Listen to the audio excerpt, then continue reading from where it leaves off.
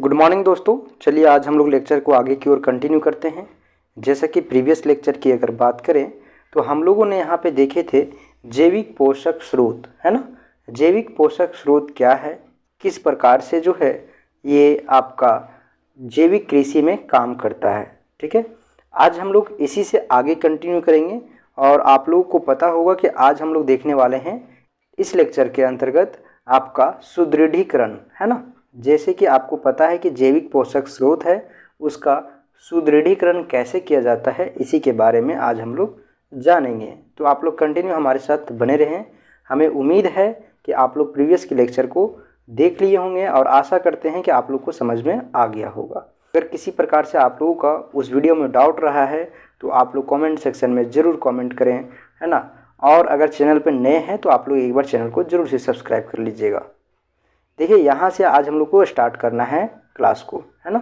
जैसा कि आप लोग यहाँ पे देख पा रहे होंगे, जैविक खादों का सुदृढ़ीकरण, ठीक है, फोर्टिफिकेशन ऑफ ऑर्गेनिक मैन्योर्स। ठीक है, किस प्रकार से जैविक खादों का सुदृढ़ीकरण किया गया है, इसी के बारे में आज हम लोग इस लेक्चर के अंदर बात करने वाले हैं। चैनल पे अगर नए हैं दोस्तों तो एक बार चैनल को जरूर से सब्सक्राइब कर लीजिएगा और साथ ही साथ इस वीडियो को आगे अपने दोस्तों तक ज़रूर शेयर कीजिएगा। देखिए, यहाँ पे आप लोगों को बहुत ही पैसेंस पूर्वक समझना है ना। बहुत ही आसान पेपर है ना, और बहुत ही इजी है अगर आप पढ़ेंगे तब, है ना।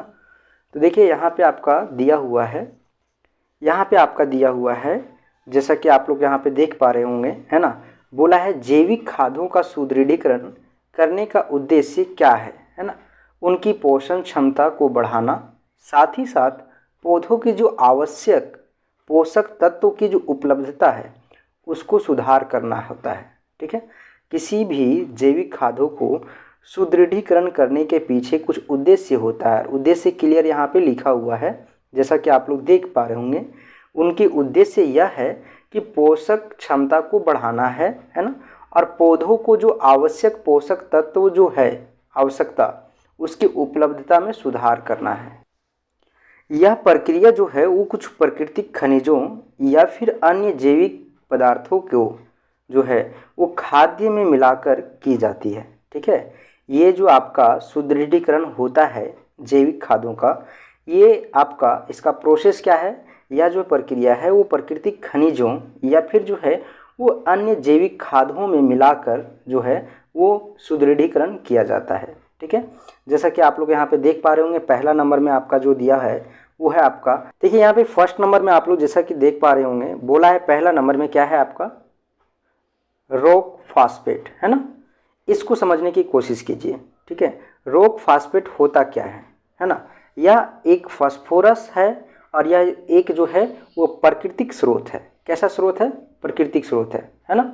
साथ ही साथ बोला है कि इसे जैविक खाद में मिलाने से पौधों में क्या होता है, फास्फोरस की जो मात्रा है वो बढ़ जाता है। यह खाद के साथ मिलाकर उपयोग किया जाता है। इसको जब भी आपको यूज करना होगा, आपको जो है खाद जब छिड़काव करते हैं आप कृषि में, तो उसी वक्त आपको उसमें मिला के आपको इसको जो है वो देना रहता है।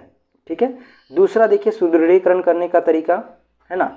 यहाँ पे है आपका बायोडायनेमिक पद्धति, है ना, बायोडायनेमिक खाद।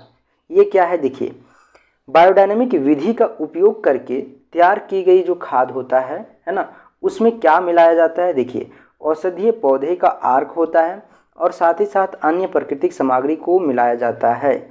जब भी आप बायोडायनेमिक विधि के माध्यम से आप तैयार करेंगे जो खाद, उस खाद में जो है वो आपका औषधीय पौधे का आर्क होगा, साथ ही साथ प्राकृतिक सामग्री मिलाया जाएगा, जिससे क्या होगा, इनकी जो है वो पोषण क्षमता और बढ़ जाता है। साथ ही साथ ये प्रभावशाली तरीके से जो है वो काम करता है।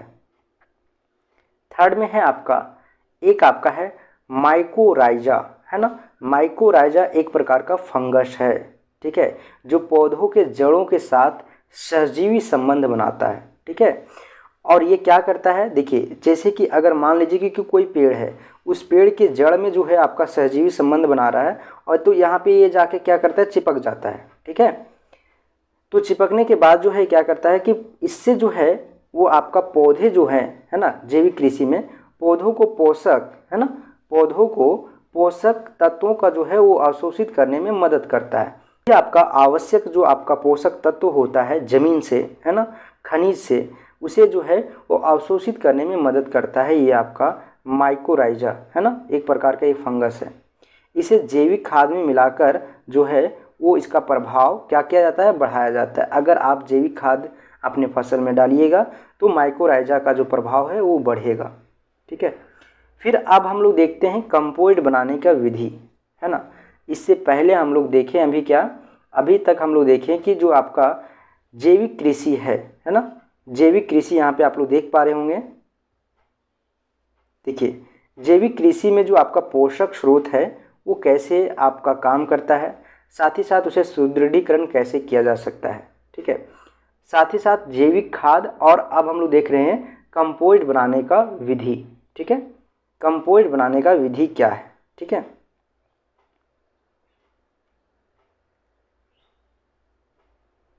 यहाँ पे आप लोग देख सकते हैं कंपोस्ट बनाने का जो विधि है ना, वो किस प्रकार से है, कौन कौन सा विधि है, इसके बारे में हम लोग जानेंगे। देखिए, यहाँ पे लिखा हुआ है कि कंपोस्ट बनाने के लिए कई विधियों को जो है वो अपनाई जाती है। ऐसा नहीं कि एक मेथड को अपनाएं और आपका कंपोस्ट जो है वो तैयार हो गया, ऐसा नहीं है। कई अनेक प्रकार के मेथड को इस्तेमाल किया जाता है कंपोस्ट तैयार करने के लिए। ठीक है, देख सकते हैं यहाँ पे, है ना, जैसा कि आप लोग को यहाँ पे दिया हुआ है कई मेथड।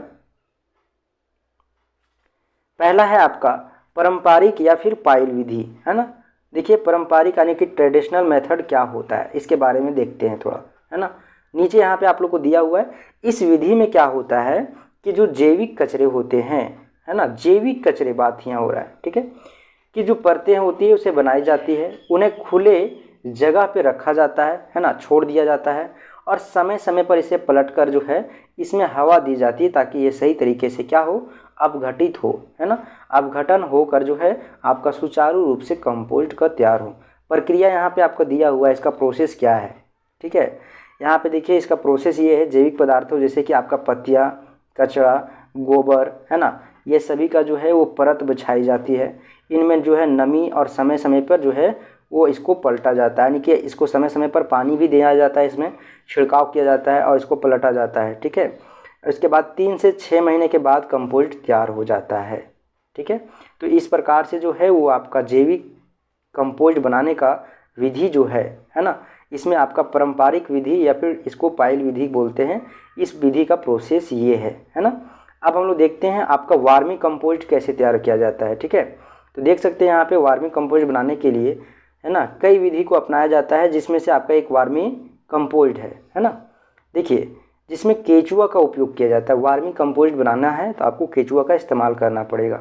ठीक है, जो जैविक कचरे को क्या करता है, विघटित करता है। इसका प्रोसेस क्या है, प्रक्रिया क्या है। देखिए, यहाँ पे बोला है कि जैविक जो होता है केचुआ, है ना, केचुआ जो है क्या करता है, जैविक कचरे को ढेर पर रखा जाता है।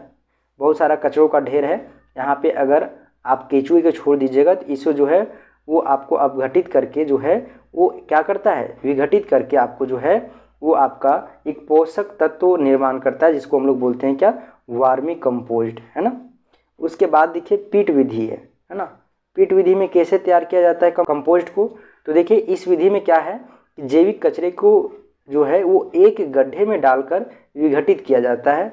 यह विधि जो है विशेष रूप से तब उपयोगी होता है जब बड़े पैमाने पर कंपोस्ट बनाना हो, है ना, ज़्यादा मात्रा में आपको कंपोस्ट तैयार करना हो तो आप पीट विधि को इस्तेमाल कर सकते हैं। ठीक है, इसका प्रक्रिया क्या है, प्रोसेस क्या है, जैविक कचरे को एक गहरे गड्ढे में डालकर ढक देना।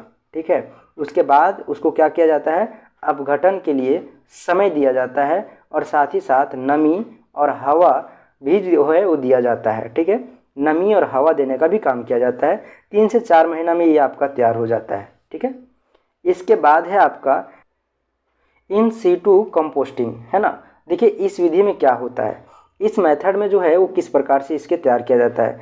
इस विधि में फसलों को जो अवशेष होता है, फसल का जो अवशेष होता है ना, खेतों में ही जो है वो सड़ा दिया जाता है। यह खेतों में पौधों के पोषक तत्वों की उपलब्धता को बढ़ाने का एक तरीका है। आप लोग देखे होंगे कि जो को फसल होता है ना, बहुत सारे ऐसे फसल होता है जिसको आपको जो है वो ऊपरी भाग को काट लिया जाता है ना, जो फसल है उसका ऊपरी भाग को काट लिया गया है ना, और यहाँ से आपका नीचे जो जड़ होता है उसको छोड़ दिया जाता है, फिर उसको जो है वो आग लगाकर जला दिया जाता है, तो जो उसका अवशेष होता है, जो राख होता है, उसी खेत में जो है वो मिक्स हो जाता है। मिश्रित होने के बाद वो एक आपका पोषक तत्वों के रूप में काम करता है, इन सीटू कंपोस्टिंग, है ना। इसका प्रक्रिया आप लोग देख सकते हैं क्या है। फसल का अवशेष जो खेतों में छोड़ दिया जाता है और इनमें जो है नमी और आपका जो है वो साथ ही साथ आवश्यक परिस्थितियों में जो है वो सड़ने के लिए दिया जाता है ना। आपका कई तरीके का फसल होता है, हर फसल का अलग तरीका होता है। जैसे खरीफ फसल है, उसमें आपका जो है वो आग लगाकर उसे जो है वो मिलाया जाता है। कुछ फसलों में जो है क्या किया जाता है, सड़ने के लिए छोड़ दिया जाता है, उसमें नमी आपको जो है वो देना पड़ता है ना। उसके बाद है बायोडायनेमिक कंपोस्टिंग, ठीक है। देखिए बायोडायनेमिक कंपोस्टिंग क्या होता है, किस प्रकार से इसको तैयार किया जाता है, इसको देखिए। इस विधि में जो है वो जैविक खाद्य सामग्री को विशेष प्रकार से जो है आपका बायोडायनेमिक तरीके से जो है वो तैयार किया जाता है ना। इस विधि में जो है वो जैविक खाद्य सामग्री को जो है वो विशेष प्रकार के बायोडायनेमिक तरीके से जो है वो तैयार किया जाता है, जिससे इसकी जैविक उर्वरकता है ना बढ़ जाती है। इसमें जो है वो आप बोल सकते हैं कि प्राकृतिक अवयवों और पौधों के आर्क का उपयोग किया जाता है, ठीक है। प्रक्रिया क्या है, देखिए प्रक्रिया यहाँ पे है आपका कंपोस्टिंग प्रक्रिया जो है वो बायोडायनेमिक, है ना। प्रक्रिया यहाँ पे आप लोग देख सकते हैं, कंपोस्टिंग प्रक्रिया में जो है वो बायोडायनेमिक तरीके से जो है वो सभी चीज़ों को मिलाया जाता है। इसमें आपका हवा, नमी, है ना, सही अनुपात में रखा जाता है। निष्कर्ष आप लोग देख सकते हैं ऑल ओवर जो ये टॉपिक है, इसका कंक्लूजन क्या है ना। इस कंक्लूजन को अच्छे से समझने की कोशिश कीजिएगा। इस कंक्लूजन को अगर समझ जाइएगा तो आपका पूरा टॉपिक क्लियर हो जाएगा, ठीक है। पूरे टॉपिक का कंक्लूजन यहाँ पे निष्कर्ष दिया हुआ है ना। जैविक पोषक स्रोत जो है आपका, इस जैविक पोषक स्रोत में जैविक खाद जो है ना, आपका जैविक पोषक स्रोत और जैविक खाद जो है वो पौधों के लिए एक अस्थाई या फिर पर्यावरणीय अनुकूलन, यानी कि बोल सकते हैं कि पर्यावरण के हित में, ठीक है, पोषण के प्रमुख साधन है। कैसा साधन है, प्रमुख साधन है। विभिन्न कंपोस्ट बनाने की जो विधि है और जैविक खादों का जो सुदृढ़ीकरण करने का जो स्रोत है, उन सभी स्रोतों में से अधिक प्रभावी बनाते हैं, ठीक है। उन सभी जो स्रोत है, उन सभी स्रोतों को अधिक प्रभावित बनाने का काम करता है, जिससे मिट्टी की उर्वरकता में वृद्धि होती है और पर्यावरण के संतुलन बना रहता है, ठीक है। जैविक खेती में इन सभी पोषक स्रोतों को जो है समुचित उपयोग या फिर किसानों को दीर्घकालीन लाभ देता है, ठीक है। इस प्रकार से इसका निष्कर्ष था। आप लोग इंग्लिश में देख सकते हैं, ऐसे प्रीवियस की वीडियो में भी हम आप लोग को यहाँ तक बता चुके हैं। ये सभी चीज़ आप लोग को यहाँ पे हिंदी में एक्सप्लेन कर चुके हैं। बोथ लैंग्वेज में हम एक्सप्लेन नहीं कर रहे हैं, नहीं तो आप लोग को समय बहुत ज़्यादा लगेगा। जो लोग इंग्लिश में नोट्स बना रहे हैं वो लोग आप लोग इंग्लिश का देख लीजिएगा, है ना, और इंग्लिश में भी आप लोग तैयार कर सकते हैं। ये सभी PDF आपको मिल जाएगा, आपको पेड बैच में, है ना, तो मिनिमम फी में, ठीक है। सारा गेस्ट पेपर का PDF और भी जो है आपका वो मिल जाएगा। अभी आप लोग इंग्लिश में नोट्स बना रहे हैं तो आप लोग इसको नोट्स बना लीजिए, ठीक है।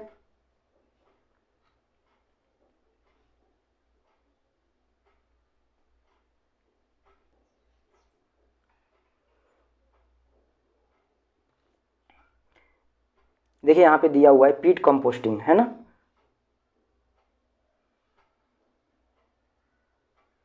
प्रोसेस फिर दिया हुआ है ना। कितना गड्ढा किया जाता है इसमें भी आपको बताया गया है ना। तो ये सभी आपका इंग्लिश में वहाँ पे हम लोग दिया हुआ है, हिंदी में यहाँ पे हम लोग जो है एक्सप्लेन कर चुके हैं ऊपर में, ठीक है। बायोडायनेमिक कंपोस्टिंग, प्रोसेस, कंक्लूजन, ठीक है। तो इस प्रकार से ये जो है आपका पूरा फिनिश हुआ, आपका ये टॉपिक भी समाप्त हुआ। नेक्स्ट लेक्चर में हम लोग जो है वो आगे का टॉपिक देखेंगे, हरी खाद क्या है ना। साथ ही साथ आपका जैव उर्वरक क्या है, इसका प्रकार, है ना, अनुप्रयोग करने का जो तरीका है, इसका लाभ और सीमाएं क्या है, किस सीमा तक हम लोग को इस्तेमाल करना चाहिए, इसका बेनिफिट क्या है, इन तमाम चीज़ों को हम आगे के लेक्चर में डिस्कस करेंगे। तब तक के लिए आप लोग को बहुत बहुत धन्यवाद। आप लोग हमारे साथ इसी तरह कंटिन्यू बने रहें।